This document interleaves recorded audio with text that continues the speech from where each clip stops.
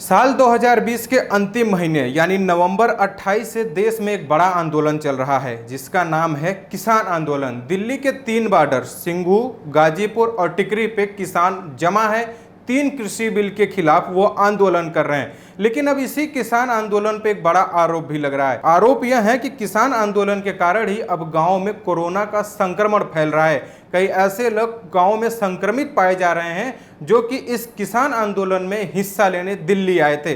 अब इसी सवाल पे आज हम बात करेंगे कि क्या सच में किसान आंदोलन के जरिए गांव में कोरोना फैल रहा है, और इस पे भी बात करेंगे कि इस कोरोना काल में भी आंदोलन खत्म क्यों नहीं हो रहा है। पंजाब के मुक्तसर में एक गांव है भुंदर गांव के लोग किसान आंदोलन में शिरकत हुए थे, शामिल हुए थे, जिसके बाद गांव लौटे। इस भुंदर गांव में अब तक 6 लोग कोरोना संक्रमित हुए जिसके कारण उनकी मौत हो गई। आपको जान के हैरानी होगा कि सिर्फ इसी गांव में 139 से ज्यादा ऐसे लोग हैं जो किसान आंदोलन में शिरकत किए थे, अब वो कोरोना पॉजिटिव पाए गए हैं। सिर्फ पंजाब में ही नहीं, हरियाणा में भी ऐसे तमाम जिले हैं और ऐसे तमाम गांव हैं जिससे कोरोना की खबरें लगातार सामने आ रही है। और ये वही लोग हैं जो भारी मात्रा में दिल्ली के बॉर्डरों पर किसान आंदोलन में शिरकत करने के लिए आए हुए थे। हरियाणा के रोहतक गांव के मात्र 22 गांव में करीब 804 ऐसे लोग हैं जो कोरोना से संक्रमित हो चुके हैं। और ये 804 का आंकड़ा वही आंकड़ा है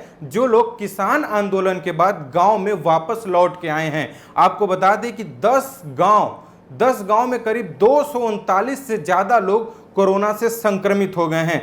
हैरानी तो तब होगी आपको सुन के कि हरियाणा के करीब 45 से अधिक गांव ऐसे हैं जो कंटेनमेंट जोन में घोषित हो चुके। पंजाब के भुंदर गांव से प्रति सप्ताह 6 व्यक्ति किसान आंदोलन में जाया करते थे। माना जा रहा है कि पश्चिमी यूपी और राजस्थान भी इससे प्रभावित हो सकते हैं, जिसमें आने वाले कुछ दिनों में उसके भी आंकड़े सामने आ सकते हैं। लेकिन क्या आंदोलन खत्म हो जाएगा? क्या राकेश टिकैत पुनः अपने जिले मुजफ्फरनगर वापस चले जाएंगे?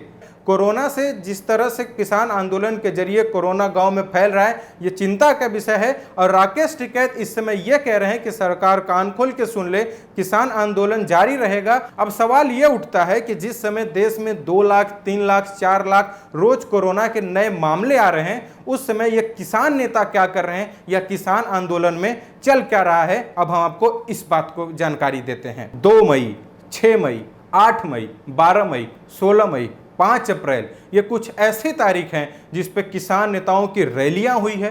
5000 से भी लोग, 5000 किसान इकट्ठा हुए हैं। कई जगह लॉकडाउन का विरोध हुआ है। कई बार तो अकाली दल के लोग भी 5 अप्रैल को इकट्ठा होकर रैलियां किए। 2 मई को पूरे देश में 3,63,000 कोरोना के मामले सामने आए थे। यानी जिस दिन 3,63,000 केस पूरे देश में सामने आ रहे हैं, उस दिन भी राकेश टिकैत रैलियों पे रैलियां कर रहे हैं। एक और तारीख 12 मई के दिन सबसे ज्यादा कोरोना संक्रमितों की मौत हुई थी, जिसका आंकड़ा 4000 के ऊपर चला गया था। आपको जान के हैरानी होगी कि 12 मई के दिन भी पंजाब के रूपनगर में 5000 किसानों की रैली हुई थी।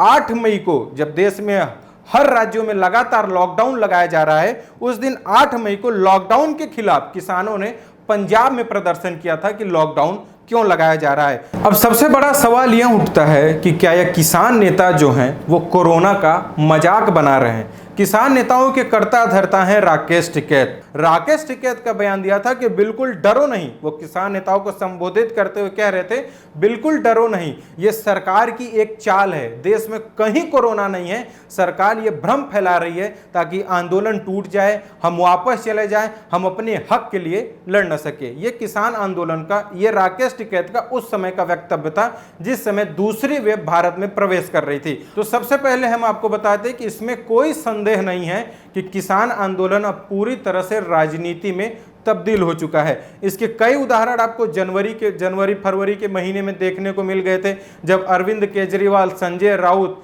समेत मनीष सिसोदिया समेत कई विपक्ष के नेता किसान आंदोलन के मंच पर आके मंच भी साझा कर लिए थे किसान आंदोलन का। अखिलेश यादव हो, प्रियंका गांधी वाड्रा हो, तमाम विपक्ष के लोग किसानों के साथ खड़े होने और उनकी सहानुभूति को प्रदर्शित करने की खूब कोशिश कर रहे थे। किसानों के हक में पश्चिम बंगाल की मुख्यमंत्री ममता बनर्जी ने खूब आवाज उठाई थी। वहां पे किसानों के हक में खूब रैलियां भी की जा रही थी। और आपको ये बात तो याद ही होगी कि जब चुनाव हो रहा था तो वहां पे राकेश टिकैत भी ममता बनर्जी के पक्ष में रैली करने के लिए गए थे। और वहां से पश्चिम बंगाल से वापस आने के बाद राकेश टिकैत ने कहा था कि अब हम दीदी यानी ममता बनर्जी को जिताए हैं और यूपी में भी अब हम बीजेपी को हराएंगे। और आपको बता दें कि 2022 में देश के 2 बड़े राज्यों में चुनाव होने हैं, जो सबसे बड़ा है वो उत्तर प्रदेश, उसके बाद है पंजाब और उत्तर प्रदेश, इन 2 राज्यों में 2022 में चुनाव होगा। और यही कारण है कि लगातार इन किसान नेताओं के जरिए रैलियों पे रैलियां की जा रही हैं, कोरोना का मजाक बनाया जा रहा है। यह रैली नहीं खत्म होगी, यह रैली इसलिए नहीं खत्म होगी क्योंकि चुनाव होने हैं और ये रैलियां जो हैं वो चुनाव के लिए जमीन तैयार कर रही हैं। पश्चिमी यूपी के कई जिलों के लोग इस रैली में आए हैं, पंजाब के कई जिलों से लोग इस रैली में आए हैं और ये रैलियां जो है वो चुनाव को भी प्रभावित करेंगी। यही कारण है कि आंदोलन खत्म नहीं हो रहा है और राकेश टिकैत सिर्फ और सिर्फ बयानबाजियों के मुद्दे पे लगातार आंदोलन कर रहे हैं। वीडियो देखने के लिए आपका बहुत शुक्रिया। वीडियो के में आप क्या सोचते हैं कमेंट बॉक्स में करके हमें जरूर बताएं। धन्यवाद।